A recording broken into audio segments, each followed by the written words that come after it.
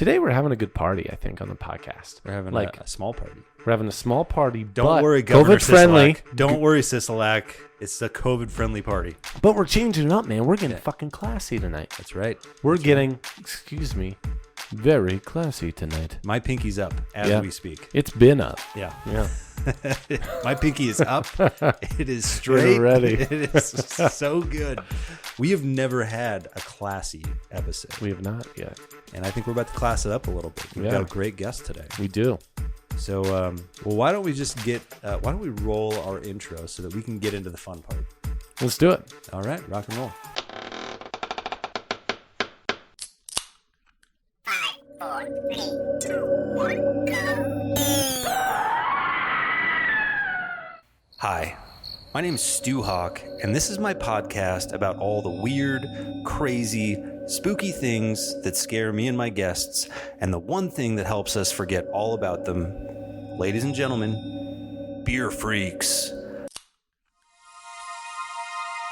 Welcome back. Welcome back, people. And welcome, Emma. Thank you. The fact that I am the epitome of class on your show is a very low bar. We set the bar as low as possible. We set it low to start, man. You can't go too high. That's right. That's right. When they go high, we go low. Yeah. We're the opposite of Michelle Obama. That's how you got to do it, man. But thank you, Emma, for coming on. Of course, it's my pleasure. Thank you for having me. What did you think when I said, hey, come on our Beer Freaks podcast? Well, we were very intoxicated at the time, so I thought this is great. Yep, see? Yep. And now she's That's totally, how we get most of our guests. Not excited about it. Here we go. She's like, Here we shit, go. what did I sign up for? Damn it. What did I sign up for? You know what? It's interesting, though. I think Ernest Hemingway had a saying or something. I'm going to butcher it, but it was like a real man, and apply this to all humans, not just men. But, you know, Hemingway was a notorious masculine jerk in a lot of ways. Anyway, so he said, any real man will live up to what he says he'll do when he's drunk. Something like that. Yeah. So, you know, you were drunk, you said you'd do it, and here you are. You're a real man. Right Emma. after Hemingway's own heart. Here I am, and there is an old English saying that says, beer is made by men, wine by God. So, dang, that She hurts. just put us in our place. That took a knife in the heart. Emma, tell us a little bit about yourself, Emma. well, my name's Emma. I am a certified sommelier, so I have my level. Well, I'm studying for the exam that was postponed because of all this COVID madness. Fuck COVID. But my level 3 WSET, which is the Wine and Spirits Education Trust exams. I am a student at UNLV's Harrah College of Hospitality, studying hospitality management, and I currently work at Fleming's Prime Steakhouse and Wine Bar in Las Vegas. Beautiful. Very cool. That's and do you get awesome. to use your sommelier skills at your current job? As much as possible. Obviously, with Wine Bar, that's kind of, we have wine. Yes. So yes, I do. I've noticed that a lot of this stuff in restaurants, though, it's not all that creative. We don't get to go into the weird stuff or stuff that nobody really knows about, because obviously nobody wants to drink something that they don't know about. So Unless you talk to Derek or I. Exactly. You guys, I said I'm going to bring something interesting because they might actually appreciate this. So. Yep. We will. Trust me. She said, what kind of wine do you like? I'm like, you know what, dude? You choose. That's the deal. Yeah, You pick and And tell get us. weird with it, because Get weird with it's it. called Beer Freaks. We Yep. want freaky stuff, whether We it's get beer or weird with it. whatever. Yep. Yeah. Well, don't tell them about, I wasn't going into that. All right. detail. Okay, cool. All right. Anyway, back to Emma. Love you, buddy. So in case you haven't put it together yet, then Emma has brought some wines for us to try today. All right. So tell us a little bit more about this sommelier stuff. I mean, because I'm not much of a wine drinker. I don't know a ton, but I know enough about sommeliers. So that makes you, in layman's terms, a wine expert. So what got you into this? So my dad is kind of the start of all of my wine career. He is a wine collector. So all my life I had been surrounded by it, and he'd let me have taste of stuff. And I feel like dads are usually lecturing their kids on all sorts of random stuff. So if you got a regular lecture about regular things, mine was about wine, and you'd sit there going, oh, Dad, shut up already. This is so boring. And then we'd take vacations, and then we'd get dragged to all these wine tastings and vineyards. And And if you're sitting there at 10 years old, unable to do anything, that's just the most boring thing in the world, standing in a vineyard. And this is a farm. Did you ever get to try any when you were 10 years old? I did. My dad, we like to say that our household was really European. So Yes. we got Yeah. to taste for the purpose of developing our palates. And by the time I got older, I got a little glass of wine with dinner all the time. So in that sense, yes, but nothing too crazy. Well, sure. Well, because here's the crazy. Those 10-year-olds can't handle their alcohol. Exactly, They right. can't, no. They're assholes when they Yeah, get drunk. Yeah, they get fucking loco, man. Have you seen Good Boys? Yeah, they get insane.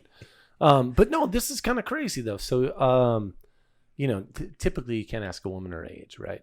Sure. But I feel in the circumstance, the context, like her age plays a big part. I'll allow it Tread this lightly. time. Yes. Tread lightly. Like, because you are a level 3 sommelier. So you have one more after this one, and then your master's test, Yes. which is insane. But you're only 21. which is insane. There are people that like study for this. It's crazy to me that you're that far along and you're only 21. It's nuts. And I think it goes back to, like I say, you probably started at 10 years old. For sure. Well, when I decided that I was really going to get into wine, I was 18. I'd originally just dropped out of a college program because I realized that I wasn't passionate about the thing that I was going to school for, and I wanted to find that thing that I was passionate about. And I ended up in a restaurant working as a host, and I fell in love with how fast the restaurants worked and how exciting it was to talk to all these new people and kind of be on the restaurant floor stage, if you will. And so I decided to get into wine because that's something that you can get into if you are working in restaurants. So I started with the Wine and Spirits Education Trust because they have online courses, and I was 18 at the time.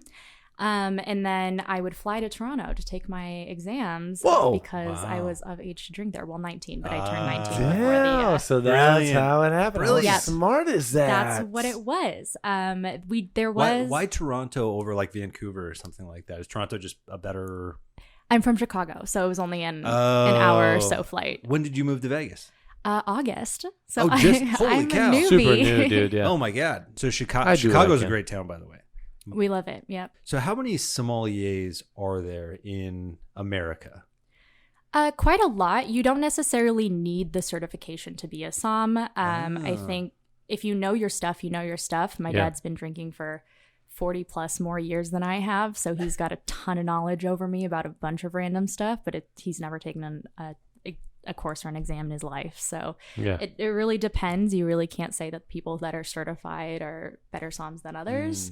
I think for me, it just helped to solidify my knowledge at my age because a lot of people aren't going to go out and hire a 21-year-old som. Yeah. Yeah, that makes sense. I think a really good question though is, and because this kind of blows my mind, how many master somms there are Well, I was going to in ask, the what's the world, difference? and how many master somms in Las Vegas, which Yeah. will be crazy. Yeah. Yeah, it grows every year. Yeah. But I believe last time I checked, there were maybe a few hundred master somms, and then what I'm In going the world? yes. In the world, Yes. dude. world. In the Yes. world. Every year it gets larger and larger. What but do you have there's to do not to be a big- master sommelier? What do you have to do? God. Everything. Dude. Drink all the wine. So here's all the the wine. So in Vegas, the last thing I saw, for how many master somms we have here, I swear it was like 13 or 14 in Vegas. In Vegas. So out of a few few hundred, hundred. like we have a lot. We over-index because It's crazy. It's Vegas. Yeah. Yeah. But master somm. So imagine just taking this bottle of wine you have in front of you right now, which we'll get to later, Sure. pouring it. Oops, sorry, babe. Pouring it in your Elbowing glass. wife. Yeah. Pouring it in your glass and being able to just, without knowing what kind of wine it is, telling like where it's from, the region it's from, what kind it is. Like, I mean, telling everything about the wine without even knowing Just based anything on about it. taste and smell. Taste, smell, like everything. Visual. Yeah. Yeah. So that's so really it's like just understanding it so much, understanding the vine pairing that you were talking about, or whatever it is, so well that like you could say like this one is from Argentina. It's a little drier. I know it was drier in 1994, so like that's probably a 94 blend. And like just being able to go through that whole thing just based on those sensory elements. And like even the region in Argentina, right? You could say that. Yeah. Crazy. That's wild. Crazy, dude. That's wild. I've had way too many IPAs in my life to be able to even taste anything like that level. I'm basically like, I think this is a red or I think this is a white. Yeah. That's as far as I go. That's my Wow. knowledge. Hey, you know what? Baby steps, dude. Yeah, I went to Napa and I was definitely the clown at most of these places. okay, I just listened. Yeah. I knew not to speak much when I went to Napa. Everybody needs a good listener. Yeah, I listened. So I listened. good work, Stu. Yeah, But thanks. so that's what Emma's bringing to the table tonight, Good. and I'm scared, man. She brought us an amazing wine. I mean, it looks great. I love labels, and this label to me speaks like this is gonna be good. Yeah, it does. So It does. easy to That's please. yeah. That sounded really Well, I was reassuring, just, Stu. you know Jesus. what's wild, and so maybe this is just like me after having a couple of beers. My brain kind of goes out.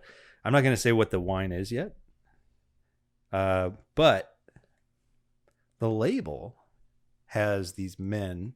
Their arms are very 90-degree angles, almost like a swastika. Oh, Just wow. gonna say that. All right. Just like, Oh, whoa. do you see that? Yeah. I'm just, look, maybe I'm getting a little out there. I don't know. But it also looks like two eyes and a nose to me. Yeah, I don't know. That's what it looks like. They're I don't know. looking This at is- us. The winemaker is not like a friend of yours, are they? No, they're Okay, not. good. But it I don't is- want to be like saying.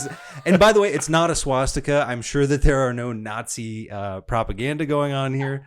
I'm just saying. And guess that what? When I All looked of at this that, can be cut.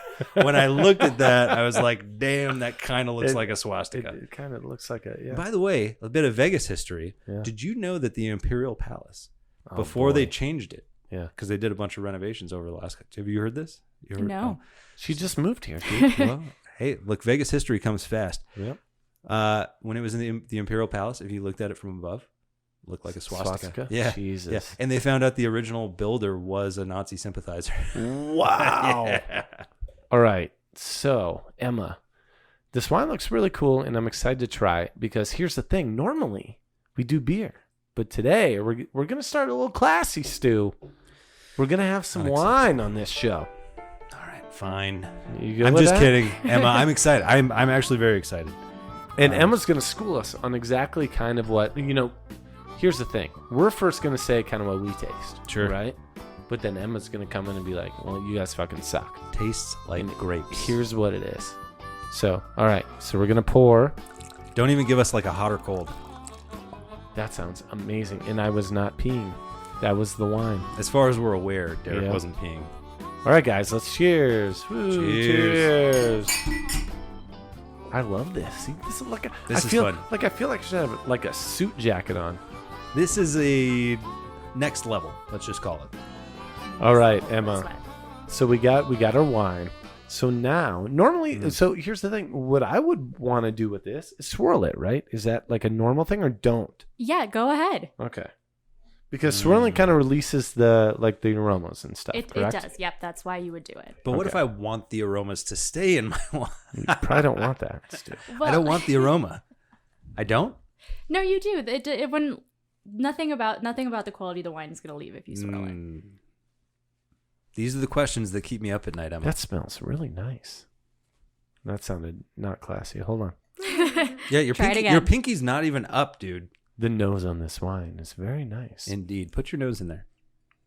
It smells red. She got that. Smells red.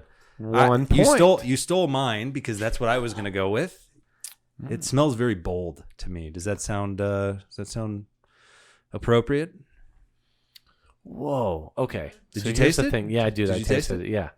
Okay. So I do have to say, when I first taste this, like I almost like literally I was almost trying to chew it because like the flavor, I was like, oh man, like I almost felt there was food in my mouth. Like that sounds really weird, but because there was It so much has- there, I was like, man, I gotta like get all this. It has almost like there's like a almost like a savory note in there that Like, so I'm just going to tell you this, and tell me if I'm wrong on this, Emma, because I've heard this before from a friend who is not in wine, but he's in food. But he says, like, when you taste things, the best way to do it is to like kind of press it against the roof of your mouth, open your mouth a little bit, try to breathe in and like kind of let it gurgle along the top of your mouth. And that's going to give you the best sensory. Is that accurate? So how I've understood it is to just put the wine all over your mouth. Just kind of move it around, make sure it gets all of the different areas of your tongue, the sides. It's really between in your kind of gums that you're going to get the warmth that you're going to feel about with the alcohol. That's where you're going to get kind of the acidity. And so make sure you're getting all of that. You're feeling all of it. Yeah. I feel like I get some pepper in there for sure. Maybe that's the savory that I'm getting. Because I love like spicy stuff, like peppery stuff. Like that was one of the things I got. Was like it felt like very like it had some good pepper in it. Yeah. Pepper it up. What'd you get, Stu? Well, I think that's what's coming through with the savory aspect. I mean, obviously I've got a base of like something, like a cab, like it's not sweet, but it has like sweet tendencies. But then you get a little bit of that kick, that peppery, and you know what? It's funny. Petite Shiraz was the wine that I liked the most when I went to Napa several years ago, and that had a very peppery, like smoky flavor. And this kind of reminds me a little bit of that. All right. So okay. So Emma heard everything we said. Yes. And what who did the best, Emma? Who did the best? And were we right? And who wins? That's all I care about. That's all I care about. I just want to win. I really wanted to school you guys that you did really, really well. I was really surprised that you came up with all of that. In fact, I've got some things to say about that pepper that you were experiencing there. I love it. So I think that was a big thing, but none of you were inherently wrong. So damn it! Right. I wanted Derek to be wrong. We're all winners. Too. No participation trophies here, Derek. Who won? Yes, you know what? I think ultimately, if you bring up the herbaceous notes and the pepper, that's the winner right there. So Stu. Yes, Stu. Well, bro. To be fair, you did bring up the pepper. I brought up the savory. I think you said pepper first. We freaking tied, so buddy. We'll tie. So basically then, we're just wine connoisseurs. Then we can add that to our title. Sure. Yeah. Yeah. Yeah, we'll go with that. All right. Uh-huh. I'm going to go add that in there. I'm putting it on my LinkedIn. Put it on my LinkedIn. Emma told me so. Yes. You need to endorse me on LinkedIn for wine. Got it. All right. Tell us more about this wine. All right. Well, for one, how do you pronounce the name? Anakena. Anakena. Ooh. Yes. So I have here a Carmene wine. So it's made with the Carmene grape from the Cachapoal Valley in Chile.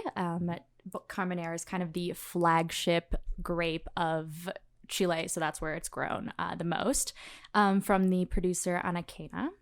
And the specific type we're drinking here is the Tama Vineyard Selection, so specifically from this one area in the Cachapoal Valley.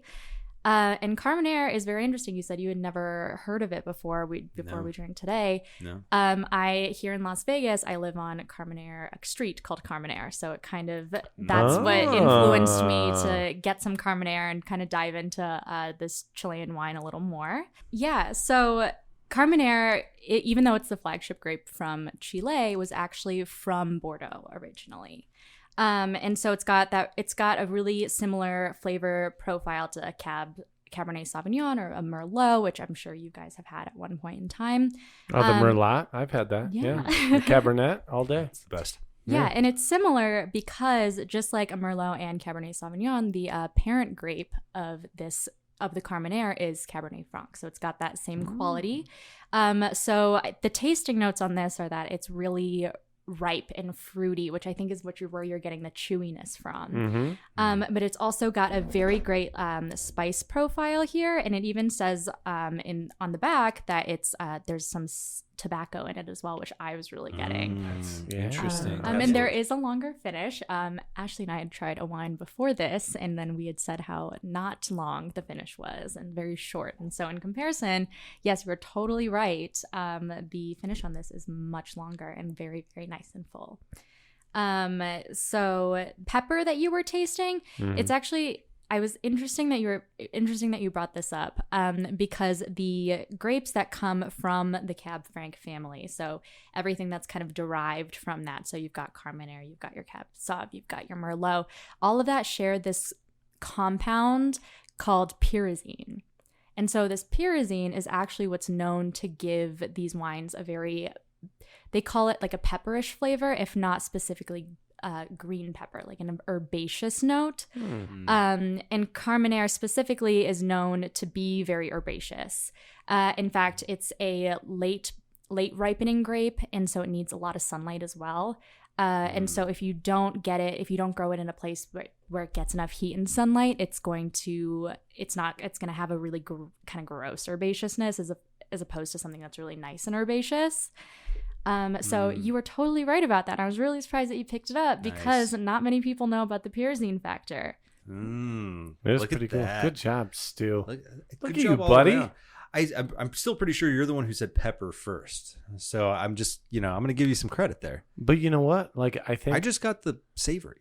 But I think that's the fun part about this is you can kind of intermingle the tasting with beer and wine. Totally. It's kind of getting some of the same notes, right? Yeah. I mean, obviously there's a big difference as to like how things are made. Sure. But you kind of get, you get some of the same stuff that your palate's used to. Well, I mean, all in all, I got to say, I feel like we did good. I feel like we did pretty well. Overall, from not knowing what Carmenere is and pulling that out, I think that was a job very well done. Well, I'm Derek, I'm proud of you, man. I'm proud of you, dude. Ashley, I'm proud of you Proud as well. of you, babe. Yeah. You did good. I think we all did very well. We all did pretty good. So now, Emma, you have Now a the high truth comes bar to hit because Derek and I did pretty damn well on the wine side. The beer side's gonna be tough. Right, now I'm Very nervous. insane. I had hoped that you would do badly, and so then I could, be better than you, but no. But the fear of not knowing the beer is not the fear. That's not the fear. No, I think it's time to get into the fear, right, Derek? I think so. Emma. Yikes. Tease us with your fear a little bit, and then we'll get into it. Jesus. Well, I am not a fan of bugs in sex. Yeah. Dude, I 100 million frickin' % agree. I know. And look, I'm also not a fan of bugs. But Derek, I know you take this to the extreme. I've literally had an 80-year-old woman kill a bug before I have. So Emma, are you that bad? It's pretty terrible, and since I've moved here in August, I've discovered desert bugs, which are a new kind of absolutely horrifying They're the best ones. that I did not sign up for when I moved here. I was not prepared. So now we're moving on to what me and Stu kind of know best, I feel like, right? We know this a little bit better than what we just got schooled on. But I'm surprised. Like, we did pretty well. Wait a second. We did pretty didn't well. get schooled on anything. Did not get schooled. Okay, cool. See? So that's good. We rocked out with our Derek out. Okay. Yeah. Yes, Thank you, now the thank you. pressure's on for me. I'm very nervous. Very true. All right, Emma. So, you told us a little bit about your fear. Bugs. So, the beer I picked out for you is by... Oh, yeah, you got to keep the pinky My up, pinky's Stu. still up, dude. I don't Well, know it what's does happening that. here. It does that, dude. I think the wine has got me pinky up drunk. It does that, man. So, this beer that I picked out for Emma's Fear, so it's New Glory Craft Brewery. This beer is called Gummy Worms, and it's a chewy pale ale. Chewy Which, pale ale. What does that mean? yeah, because I don't I'm want to so chew confused. anything. Yeah. So they say on this beer, I need my readers. Hold on. Oh boy, Derek, do you want me to read that for you? I can read it if you'd like. Can you do that, please? I think my eyes are at least Can you 1 read year. that? Yeah, I got that, You can read that. dude. Wow. Come on, man. All right, go ahead. Gummy Worms Chewy Pale Ale by New Glory Craft Brewing, out of Sacramento. Oh, Sacramento coming out with a beer. There Weird. you go. Good for But them. look at their can art, though. Good can How art. fun is that? Yeah, it's good. That just stands out. It's got a black background with some funky psychedelic colors that look like gummy worms. All right, so Gummy Worms Chewy Pale Ale, American Pale Ale, chock full of chewy Northwest hops and chewy wheat malt, and fermented with our expressive ale yeast. Packaged in its purest form unfined and unfiltered. For optimum experience, store cold and drink fresh. Again, this is 5.8%, so actually not a beast for a pale ale. Not at all. Very, very drinkable. So, Derek, we will not go into our review of this just yet because we need Emma to give us her review First. of this unfined. It's probably got some stone fruit in it too. By the way, fucking stone fruit, dude. God damn it. We're dipshits, by the way. Yeah. All right, so this is on you. So imagine this as a wine right now. All right, Emma. Well, Here's your wine. well, that tactic worked for you guys. I'm hoping it works for me. Yeah. But I am noticing if it is unfined, like we think it is, there is kind of an also chewy characteristic to this as opposed to a lot of other beers that I've tasted. To go back to your wine tasting. And I think maybe that's because it is unfined, that it does have a little more of a fuller mouth, kind of almost a viscous feel in my mouth, if you will. Big words. That's a I good got to look word. that That's a up good word. in the dictionary. No, we use it a lot in some of our tastings. So yeah, I like that very much. Yes, I just in comparison. I don't know if do you look at bubbles in beer? Yeah, Maybe it's sure. because this has been. Lighter bubbles. We call it head. Yeah. You got the head on the beer. My mind went to looking at the bubbles here because that would tell me whether or not in wine, how something is made. I'm getting no gummy worms on the palate. Yeah, I don't get any. No, it's very hoppy. I will say I agree with you on that.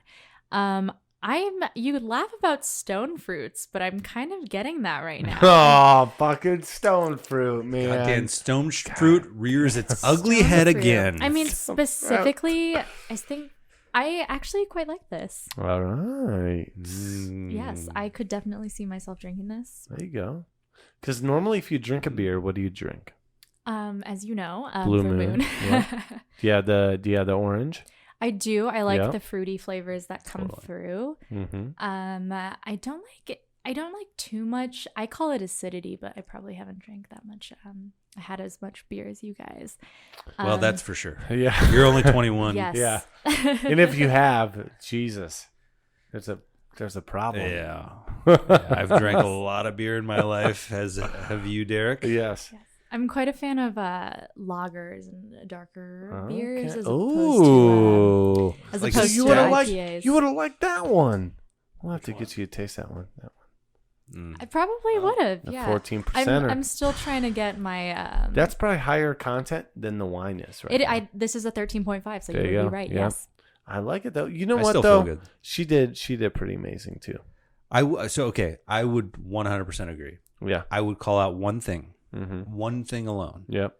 which you actually agreed with her on. Yep. But I'm going to forgive you as well, only Okay. because you're not a hop fan. No. Okay. No. You both said that this is a relatively hoppy beer. It's very hoppy. It's not. I smelled it This right is out not of my nose. This is not a hoppy beer. You're crazy. If you had West Coast hops in like any beer out of California that's like a true IPA. Well, they're happy, notoriously happy out of Notorious. what? Well, out of I mean, what? and this beer is out of Sacramento, but clearly Sacramento doesn't know what the fuck they're doing. Now, I will say, actually, I enjoyed this beer. Yeah. Because it's kind of mellow. Exactly. It's not crazy dude. hoppy. Yeah. But I would just say that's the only thing I would say Yeah. of your entire synopsis of this. It's actually very good. But I would put this probably on like a very moderately, even low-end hoppy beer side. Okay. Based on my likes of beer, I would say that I'm not really all that much of a fan of IPAs right now because of how hoppy they are. So the fact that I very much enjoyed this, I could see how Bingo. I would think it's hoppy, but for my personal preferences, Yes. I concur. quite hoppy. I Well, look, concur. even as a hop fan, I love a good IPA. Stone is one of my favorite breweries in the world, and they are notorious for hops. In fact, they sent us that free IPA there. 2 of them. They did. How nice. Thanks a lot, Yeah. Greg. Thank Greg, you, Greg. Koch. Greg's actually like one of our buddies Yeah. now. You know, We're he sends cool. us beer. Yep. He's the CEO of Stone. It's no big deal. No big deal. Um, One of the biggest, if not the biggest. I think it is the biggest independent brewer. Well, Yeah. except for Sam. Yeah. But, you know. We don't know Sam that well yet. Yeah. But anyway, even as a huge fan of IPAs and hoppy beers, I do agree that a lot of beers have gotten out of control hoppy. Too much. All right, guys. Okay. So we do need to get into Emma's fear. Yeah. Right. We're on beer 3. We Yeah. haven't even gotten into the fear. Beer 2. Or wine, I guess we started with. Yeah. Yeah, true. Okay, Yeah. so drink 3. Yeah. But Emma, so afraid of bugs, which, cool. I feel like, we're all afraid of bugs at some extent, right? Yeah. Oh my God. But I feel like it's a pretty good, because I told you, give me a fear that like scares the crap out of you. And this is a big deal. So tell us more about this fear of bugs. So I feel better about it now, knowing that when I looked it up, it turns out we develop this fear of bugs because bugs can be potentially dangerous to us. So it's totally rational. Yes. It's definitely not irrational. But I had mentioned about how since I've moved to Las Vegas, I have discovered the desert bugs, which are completely different from the Chicago Midwest bugs. If you're listening from the Midwest or not the desert. At least this isn't Australia, okay? You know what? Could be worse. There's that. Oh, man, they could have like they could have the big fucking spiders, right? The ones that like fucking come down from the fucking ceiling. That's not a knife. Crazy, dude. This is a knife. It's a fucking knife right there. There's that. But so the first day I was ever in Las Vegas, I encountered a scorpion. But we were talking about the headstanding beetles that I've discovered. Yes, that sounds entertaining. Which apparently the Las Vegas locals here don't even know about. No, but I know never heard about that. them. But I would love to see that. That should be a Cirque du Soleil show. Oh my God, that's next level, dude. Brilliant. Could you imagine? Should be. Holy shit. They should be. So they're black beetles, and they're pretty big. Yeah, they're pretty. I mean, maybe an inch and a half or so. Yeah. And that's big for Derek. Yeah. Nailed it. For a bug, at least. Had to be done. I set that one up. Yep. Good job, Emma. No one to blame but yourself. Thank you. Emma. That is all on me. It's good to know that even the men of your older generation still make these stupid jokes because we never grow up. No. Turns out that's the case, ladies. Yep. Truth. So back to you, Emma. Back to the bugs. I was alone in the house one day. I was walking to the bathroom, and I had felt something kind of scrape the bottom of my foot as I had lifted it up.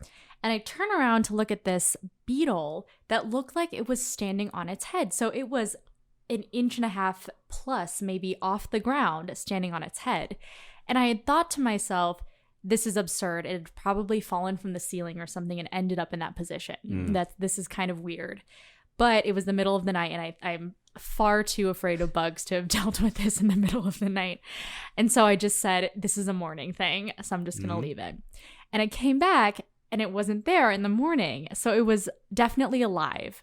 And I thought that's ridiculous that this bug that was clearly standing on its head was alive. And I'd called my mom about it. I was so afraid. I said to Mom, there was this bug and it was on its head. I swear I had lifted up my foot and it scraped the bottom of my foot. And she said, you're insane. And I said, fine, maybe I was.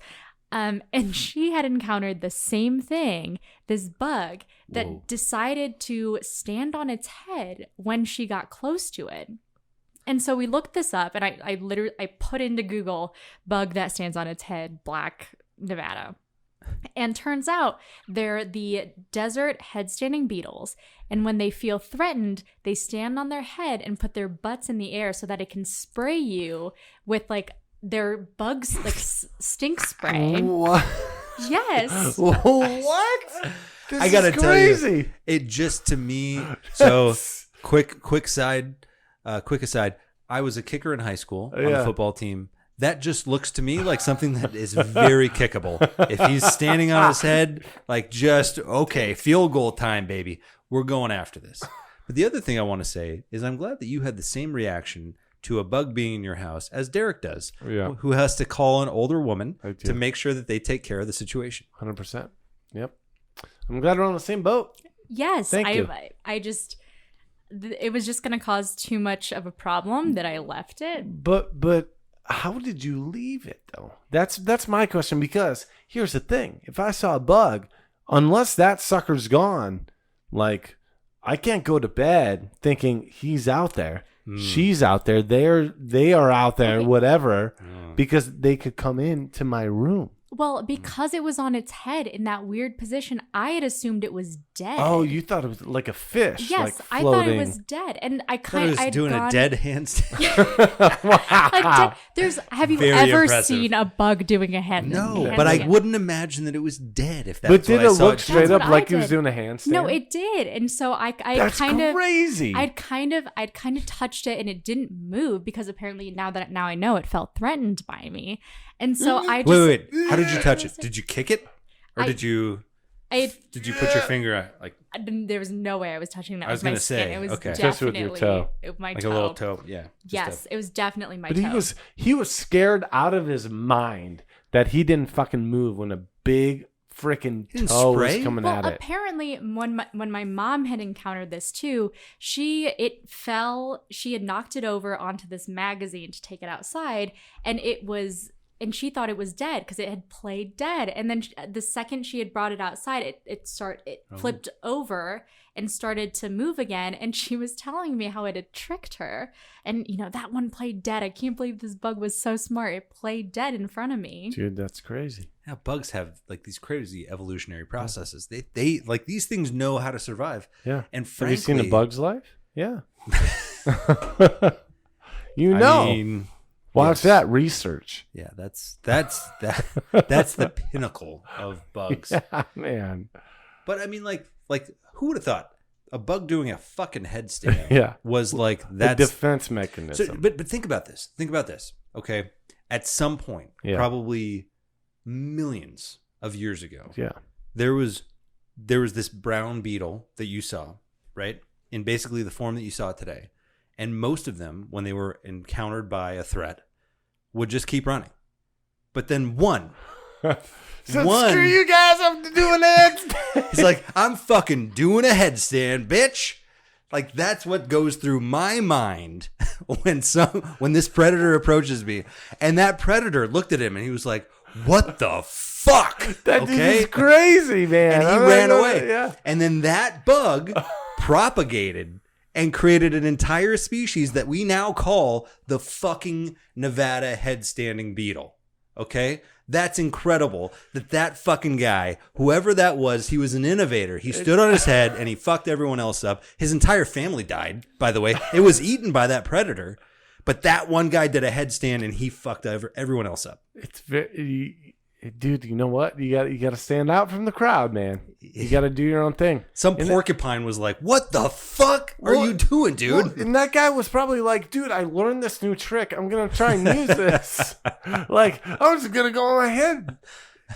Boom! It worked. Yeah. And the predator was like either so impressed that he's like, "You know what? I'm gonna leave you alone," or Yeah. he was like freaked out. Like, dude, what is happening? Well, that's the thing. You should always wear like a you remember who's the guy that did the movie Borat? So you should always wear a Borat swimsuit under your clothes. So if you ever get in a fight, get rid of everything and show that. Like how many people, if me and you were about to get in a fight and I just stripped down to that, wouldn't that just make you so scared you would run away? You'd be like, okay, this guy's fucking nuts. I mean, yeah. Yeah. Or I'd start laughing, and Yeah. either way, the tension would be broken. Either way, it'd be broken. Yeah. Sacha Baron Cohen, by the way, is a genius. So that's what that fucking little dude did. Yeah. He did. said, "Hey, look at this! I'm doing a fucking headstand." It was like, and it's like, I can't kill this dude. He's talented as fuck. yeah, damn, Yeah. can't do that to our species.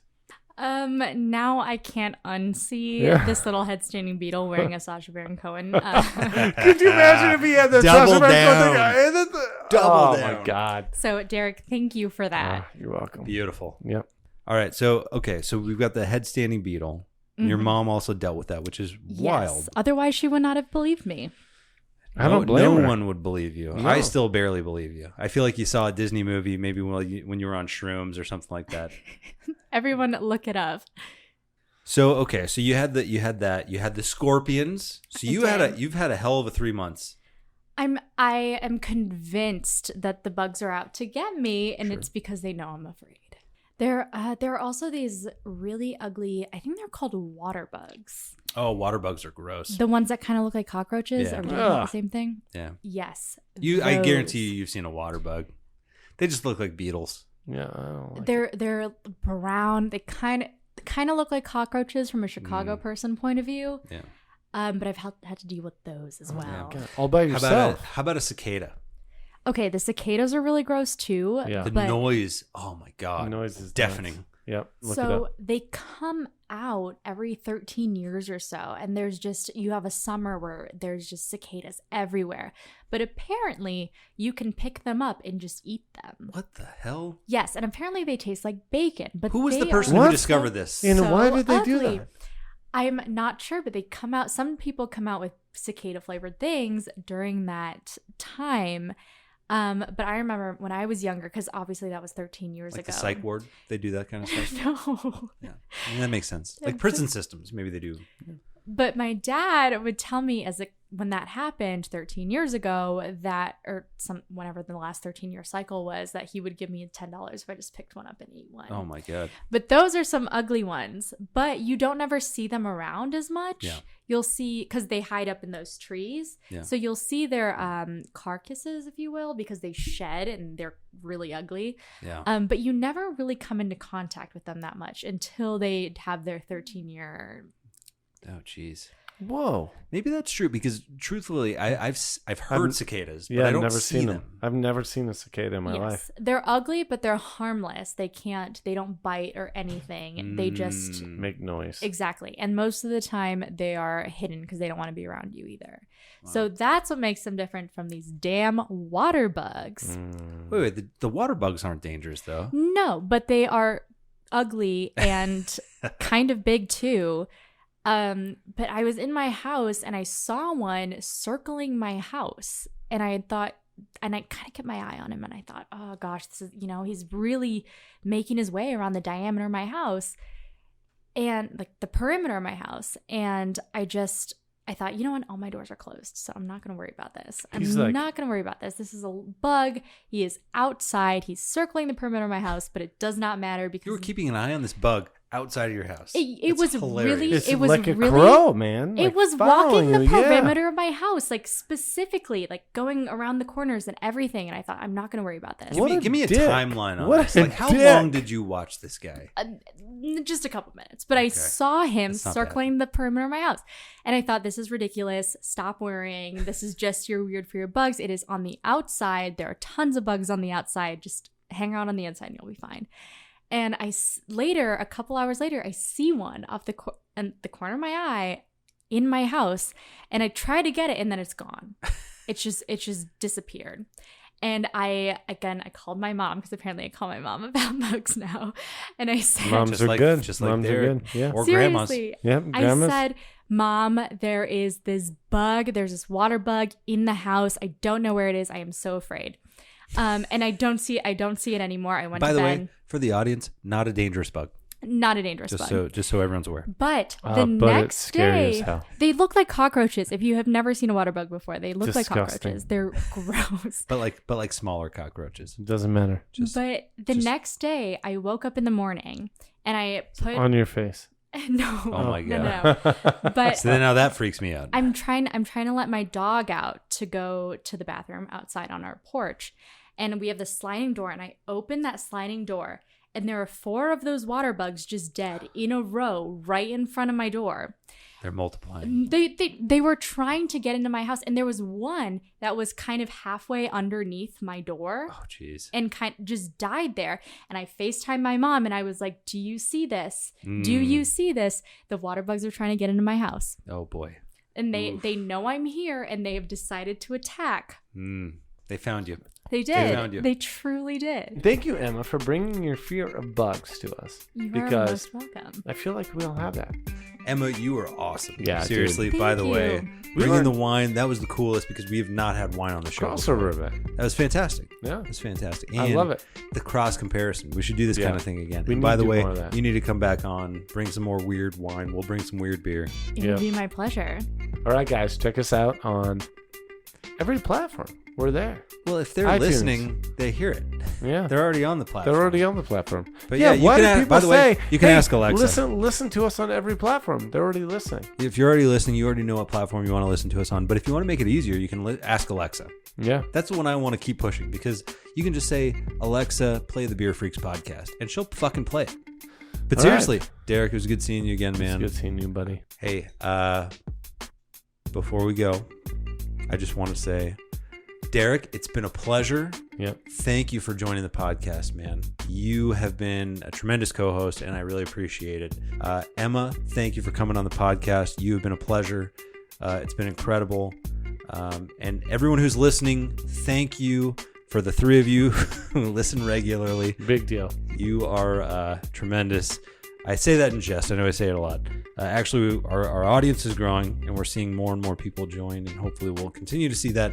If you have any recommendations, please feel free to post it on our social. But unless we have anything else to add, boys and girls, we'll be seeing you.